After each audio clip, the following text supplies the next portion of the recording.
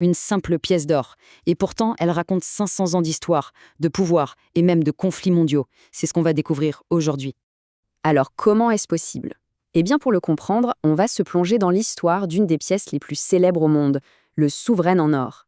Et on va vite voir que oui, c'est bien plus qu'un bout de métal. C'est un vrai livre d'histoire. Pour bien suivre son parcours, on va le découper en 5 grandes étapes.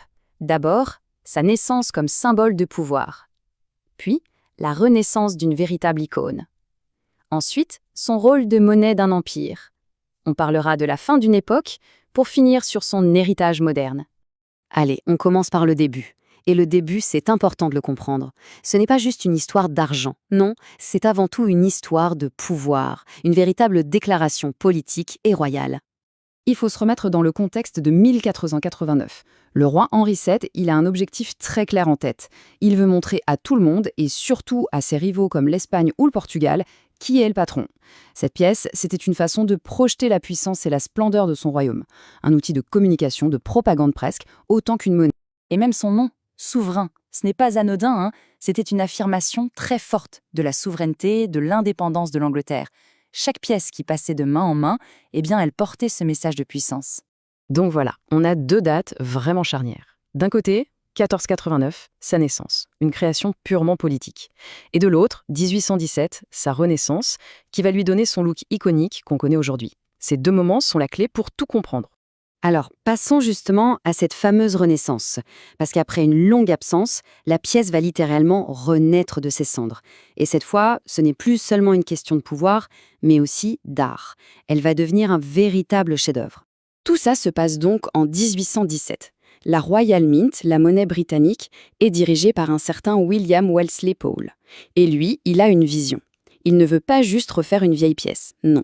Il veut créer un tout nouveau symbole pour la nation. Et pour un projet aussi ambitieux, il va chercher un talent un peu inattendu. Un jeune graveur italien. Et ce choix va s'avérer génial, parce que le dessin que cet homme, Benedetto Pistrucci, va créer, eh bien, il va tout simplement devenir l'un des designs de pièces les plus célèbres de tous les temps. Une image que tout le monde, ou presque, reconnaît encore aujourd'hui.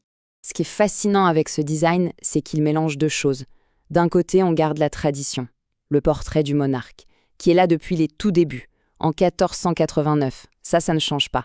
Mais de l'autre côté, au revers, là, c'est la révolution. Une image hyper dynamique, dramatique, presque mythologique, sans Georges qui terrasse le dragon. Alors, avec ce nouveau look iconique, la pièce est prête à conquérir le monde. Et c'est exactement ce qui va se passer. Elle ne va pas du tout rester tranquillement en Grande-Bretagne, non, elle va voyager absolument partout. Il faut se souvenir qu'on est à l'apogée de l'Empire britannique. L'Empire est immense et il a besoin d'une monnaie qui soit fiable et reconnue partout, de l'Inde au Canada. La demande pour le souverain explose, à tel point que l'atelier de Londres ne suffit plus, mais alors plus du tout. Et la solution, c'est de créer des ateliers de frappe un peu partout dans l'Empire. En Australie, en Inde, au Canada, en Afrique du Sud.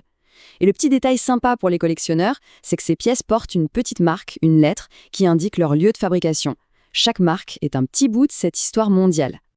Et puis, tout s'arrête, brutalement. La vie du souverain comme monnaie de tous les jours va prendre fin de manière spectaculaire. C'est vraiment la fin d'une époque. L'événement déclencheur, c'est bien sûr la Première Guerre mondiale en 1914. Ce conflit a absolument tout changé. Pas seulement les cartes du monde, mais aussi l'économie mondiale.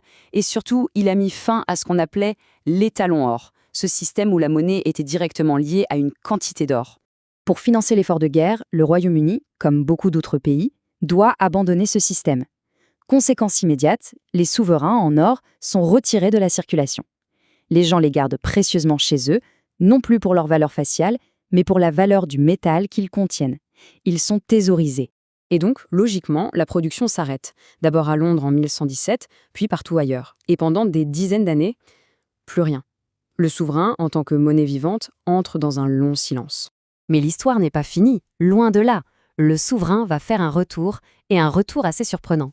Mais attention, cette fois, ce ne sera plus pour aller dans les portefeuilles, mais plutôt dans les coffres-forts et les albums de collection.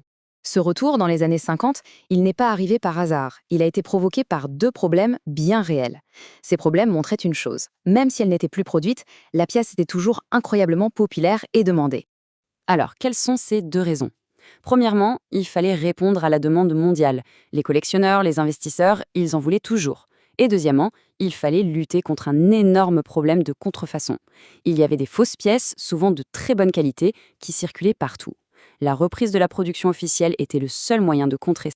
Et aujourd'hui, qu'est-ce qui fait sa valeur? Ce n'est plus le chiffre gravé dessus. Non, c'est ça, son poids, en or. 7,322 grammes d'or pur. C'est cette constance, cette pureté garantie qui en fait un investissement si fiable et si recherché dans le monde entier. Et depuis l'an 2000, la production est officiellement orientée vers ce marché de l'investissement. Ça a vraiment scellé son nouveau statut. Dans un monde où la finance est de plus en plus abstraite et virtuelle, le souverain, c'est un actif tangible, quelque chose qu'on peut tenir dans sa main. Alors, au final, bien plus qu'une simple monnaie, n'est-ce pas? De l'outil de propagande d'un roi Tudor jusqu'à l'actif financier mondial qu'il est aujourd'hui, le souverain a tout vu. L'ascension des empires, leur chute, les grandes crises économiques. Il nous raconte l'évolution de notre rapport à l'argent.